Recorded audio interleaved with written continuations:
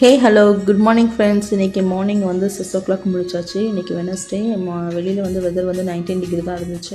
என் ஹஸ்பண்டும் 6:10 முடிச்சிட்டாங்க. அவங்களுக்கு பிளாக் டீ போட்டு கொடுத்துட்டு இன்றைக்கி என்ன பண்ணலாம் பார்த்தா எக்கு ரோல் கேட்டிருந்தா என் பொண்ணு.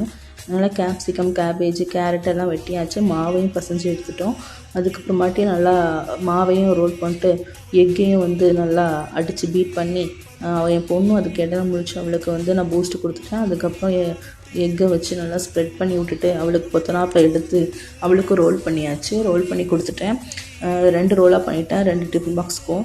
அப்புறமாட்டி மேலே வந்து குக்கும்பர் கொஞ்சம் சில்லி பவுடர் போட்டு போட்டிருந்தேன். ஸ்நாக்ஸ்க்கு வந்து அவள் வந்து கிரேப்ஸ் கேட்டிருந்தா.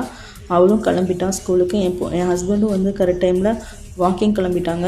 இது ஒரு பெரிய டாஸ்க்காகவே எடுத்து நான் இன்றைக்கி பாத்திரம் விளக்குனேன். மணியை பார்த்தா 7:15 வச்சுக்கோங்களேன். 7:15 அதுக்குள்ளே பாத்திரத்தை வந்து ஒரு 7:30 முடிச்சிட்டேன்.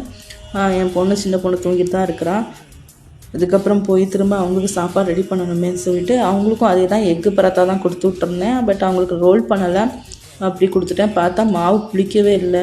சரி தோசையை ஊற்றிடுவோம். தோசையை ஊற்றிட்டு சாம்பார் நேற்று வச்ச சாம்பார் நல்லா பொங்கு சாம்பார்லாம் வாசமாக இருந்துச்சு. அதை வச்சு கொடுத்துட்டோம். எல்லார் வீட்லேயும் அதுதான் இருக்கும்னு நினைக்கிறேன். இன்றைக்கும் என் ஹஸ்பண்டும் ஆஃபீஸ் கிளம்பிட்டாங்க. என் பொண்ணு பாபா சொல்லிட்டா. தேங்க்யூ. இன்றைக்கி மணி கரெக்டாக 8:20 ஆயிடுச்சு. நாங்கள் அதுக்கப்புறம் சாப்பிட்டோம்.